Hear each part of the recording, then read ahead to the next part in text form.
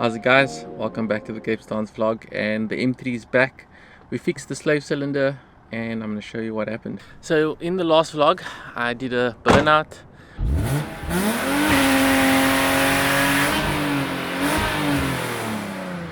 When I snapped second, the slave cylinder popped, and I did some research on YouTube on doing a DIY on fixing it, and pulled it into the workshop, jacked it up and inspected underneath to see if anything was wrong with the slave cylinder, and the slave cylinder looked fine. There wasn't anything visible that was wrong, and also I didn't have a jack that was high enough to, you know, really work comfortably. So I'll show you some footage of me struggling underneath. Yeah, we're gonna loosen this thing.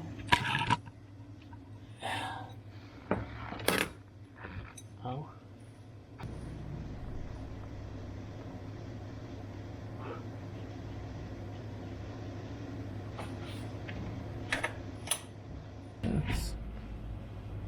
I don't see any leaks or anything coming from there, so I don't think it's worthwhile removing it if it's not broken. So I'm gonna have to take it to mechanic and see from there. And after I realized I'm not gonna get it out with how high the car was jacked up in the workshop, called the mechanic. Uncle Noor said he's gonna sort the vehicle out, and we towed it there. So Uncle Noor fitted the slave cylinder and the fluid, and once that was fixed, he noticed that the pedal was actually the problem. So the pedal was worn out and causing for the pedal to come way too far up. So when you depress the pedal, too much fluid is going in the cylinder, causing the cylinder to pop. So I bought a new old pedal from Shamil's, and we fitted that as well. And been driving the car for a couple of days and everything seems good. Another reason why the mechanic suggested I shouldn't try and fix it myself was that when the shaft of the slave breaks, it breaks inside the box, and if you're messing around in there, it can cause for the shaft to damage the box and making the fix a lot more expensive than it needs to be. So I thought, okay, let me not try and DIY this time, and took it through to him. So it turns out that exactly what he said. The shaft was in the box. They used the magnet to pull the shaft out, put the new one in, and everything was sorted. Now that she's back on the road, I want to go through the list of things that I did since December and to get it back on the road. So firstly, when I bought it, all the bushes and bearings were finished, the mounts were done, the car could barely drive. When I did drive it, the throttle cable slipped out. I had no throttle. I had to literally push my foot like flat down, and there was only like 2000 RPM and like limp home. And yeah, it was a terrible driving experience. But let me go through this list to see what I did to make it a bit more drivable. So obviously we did a minor service, we did throttle cable tensioner, we did brand new BMW cam sensor from SMG BMW. Power steering hoses were reconditioned. A new old pump was sourced from Shamil BMW, but it's the second one we've got in here, and the second one is also not working. And yeah, that's one of the things I need to sort out next. The steering wheel is like so heavy, so it's basically like there's no pump. It doesn't even make the whine, so I think it's like completely dead. Wheel bearings, wheel hub bearings were done all around. I did new discs and pads front and rear. These were bought from Goldwagen, and that was between a Meili brand or Shorebrake Plus. It's like the Goldwagen premium brand. But I have to say my experience with these Shorebrake Plus are actually not that great. The pads are so screechy. It's like every time I'm braking, there's like that screech, like your brakes are finished, which is super annoying. All the engine mounts are done, all the gearbox mounts are done. Driver side window mechanism I did a new old handbrake. The mechanism was just all the teeth were broken, so whenever you pull it up it just dropped down. That's sorted. The fuel hoses were perished. Those were leaking fuel in the garage, so we got new Continental hoses. I did a replacement M3 Guaibo prop donut.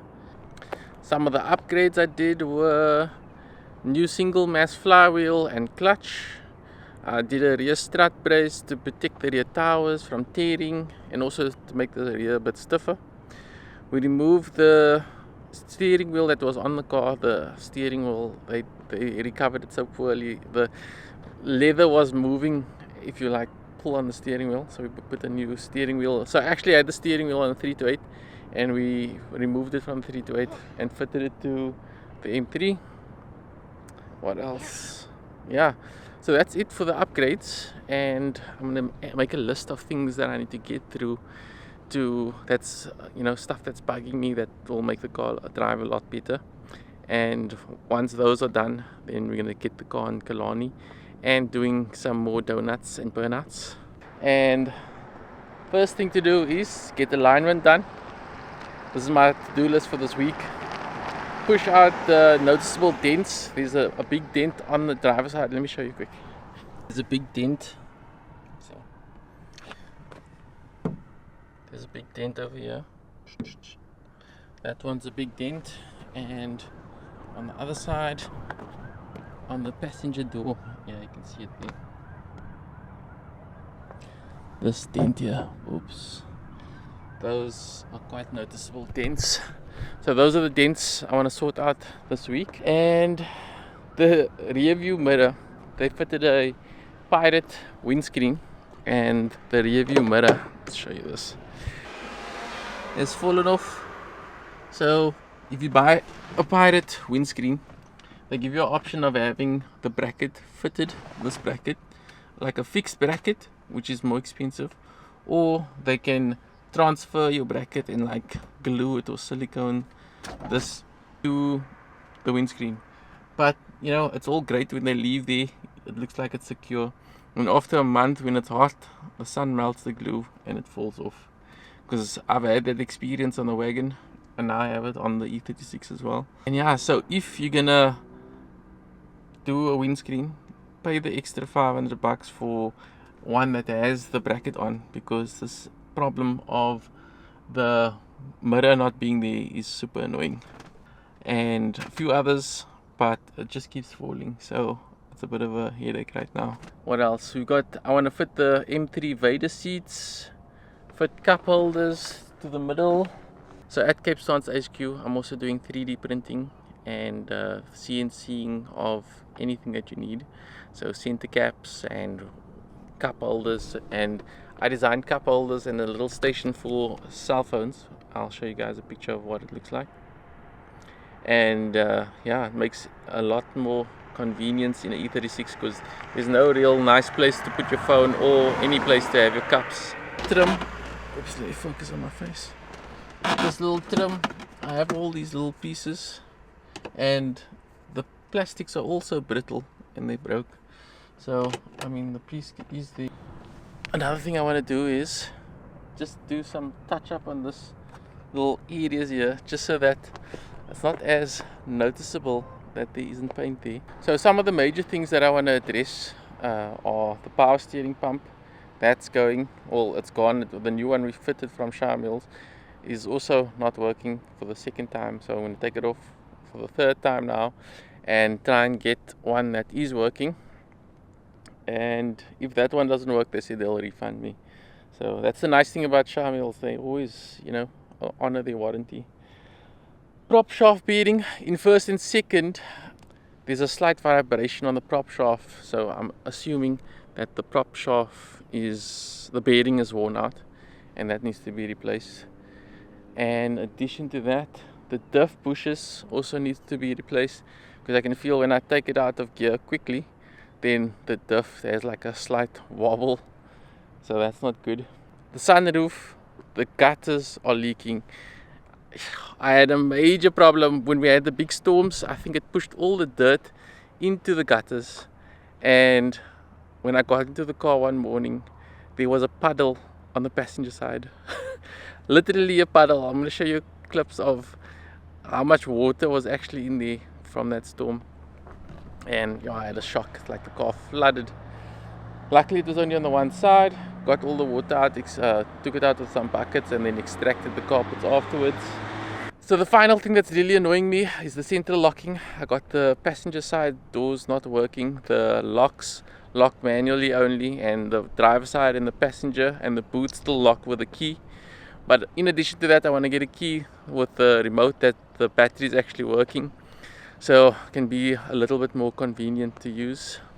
Once those are all done, we're going to take the car back to Killarney, do some donuts and some pulls, and start really getting to the sliding. And we'll probably start focusing on fitting a angle kit and maybe even better coilovers. So we'll see how that goes. Okay, so that's it for the update on the M3, guys. I'm going to give you guys some sounds of what she sounds like now, and we're gonna do some pulls down Signal Hill Drive, and I'll give you some in-car footage. We have some rain, but we're gonna be carrying on.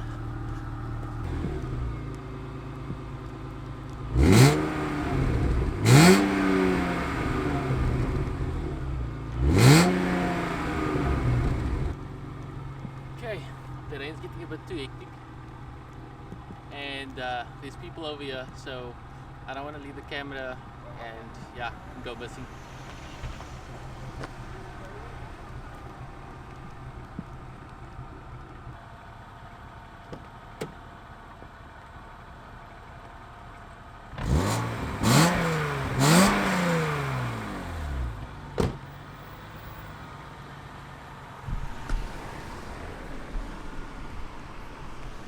Cars coming both sides.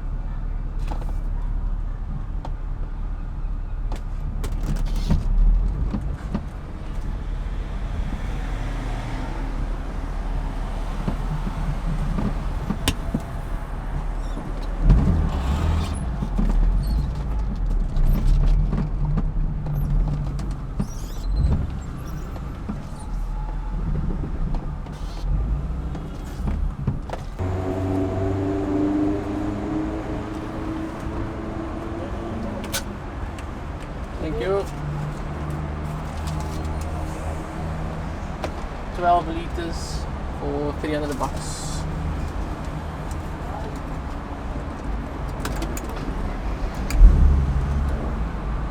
The range was on 60. Let's see what we get now. 177. So for 300 bucks, you're only getting about 100 kilometers.